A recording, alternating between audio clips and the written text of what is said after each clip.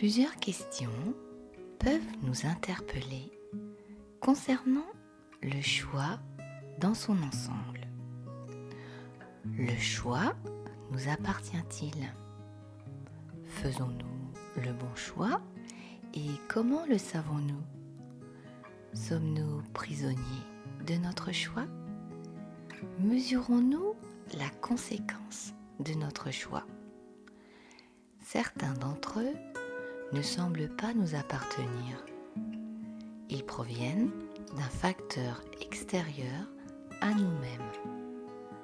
Nous n'avons aucune action sur eux. Ils sont indépendants de notre volonté. Dans ces cas précis, nous citons très facilement la phrase « Ce n'est pas mon choix. Si cela en avait été le cas, je n'aurais pas choisi ceci ou cela. » Ce type de choix, souvent qualifiable de choix subi et imposé, est la plupart du temps négativement vécu. Nous avons heureusement la liberté de prise de décision sur une toute autre partie de différents choix qui sont bien plus intéressants. Alors, faisons-nous le bon choix et comment le savons-nous? Je dirais simplement, autant de situations, autant de choix et autant de conséquences et impacts dans notre vie.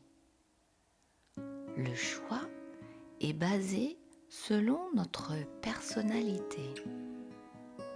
Il est en relation avec tous les domaines nous concernant. Il peut être fait dans un état de liberté ou de légèreté d'esprit, sans se poser de questions, ou du moins sans plus s'en poser. Si nous prenons comme point de départ notre cerveau, nous pouvons observer un mécanisme d'analyse perceptible ou non qui s'enclenche instantanément lorsqu'au minimum 2 options s'offrent à nous.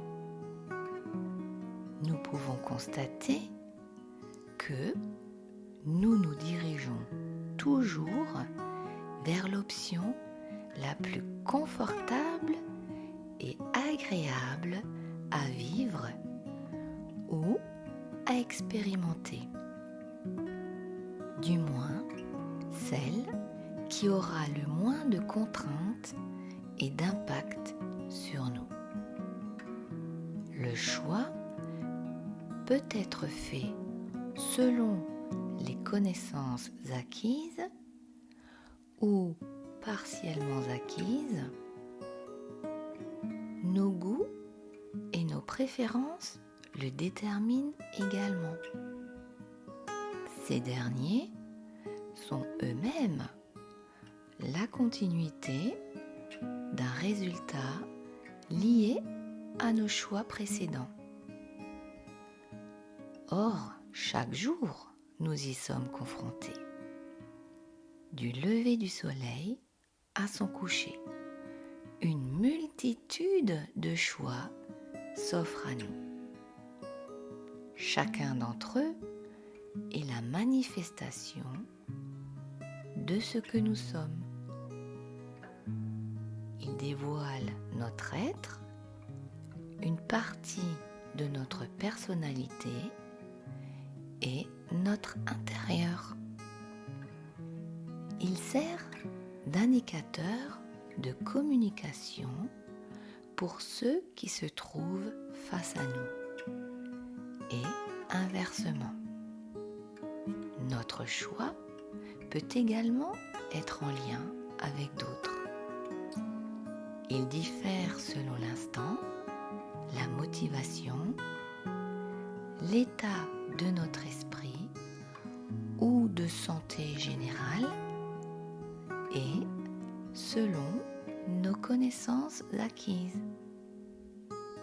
Nous savons, par expérience vécue ou bien vue, que si nous nous réveillons un beau matin d'été avec un soleil resplendissant annonçant une belle journée bien chaude, nous n'allons pas nous vêtir d'un pull en laine, d'un bonnet, d'un gros cache-nez et d'une paire de moufles.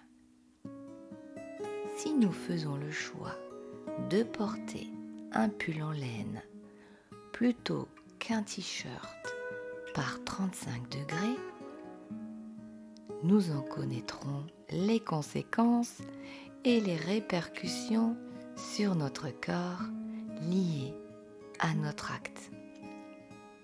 Conséquences et répercussions désagréables qui, par la suite, se transformera en une information acquise qui fera que nous ne choisirons plus de nous habiller trop chaudement par de fortes chaleurs. Nous serons alors uniquement confrontés à nos goûts personnels dans le choix d'un vêtement plus approprié. Nous pouvons donc en déduire par l'expérience vécue si notre choix en est satisfaisant ou non.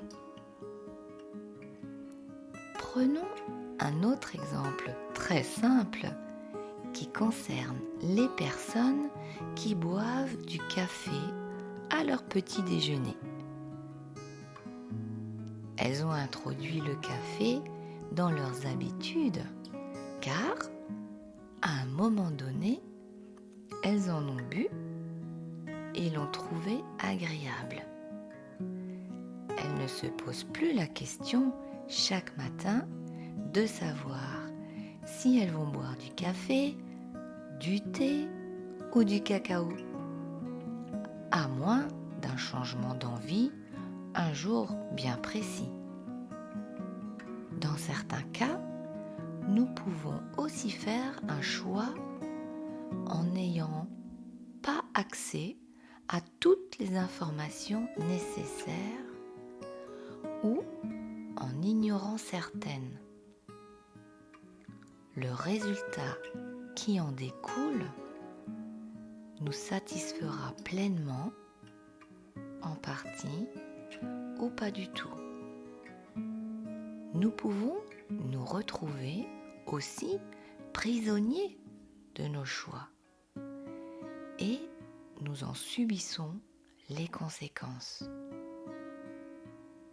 Pour sortir de ce tracas, nous serons à nouveau confrontés à un nouveau choix.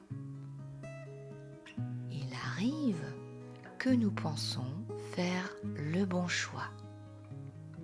Notre analyse, notre recherche, nos différentes réflexions nous orientent vers une conclusion positive. Mais la finalité en est tout autre. Et le mécanisme d'un nouveau choix s'opère à nouveau.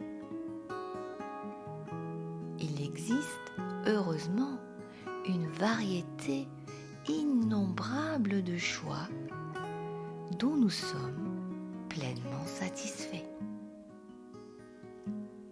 Quoi qu'il en soit, chaque choix qui s'offre à nous, que nous considérons important ou non, impactant ou non, satisfaisant ou non, nous permet d'expérimenter et de vivre chaque instant qui se déroule devant nous.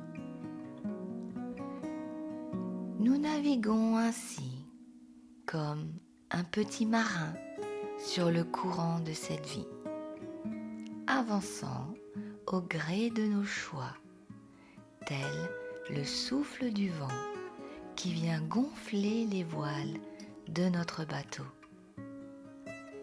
Et nous pouvons, de ce fait, vivre la vie que nous avons à vivre, riche en expériences de toutes sortes.